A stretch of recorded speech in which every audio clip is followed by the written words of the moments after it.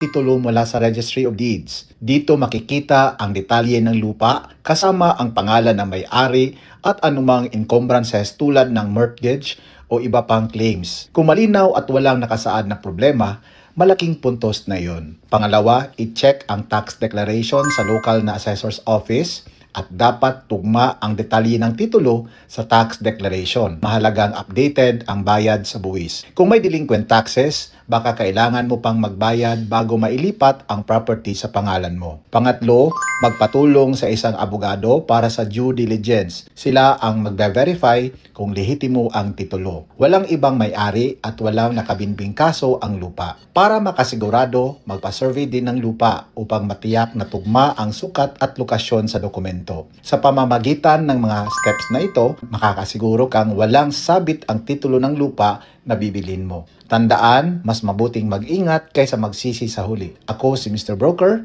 maraming salamat. Paano malalaman kung is ang titulo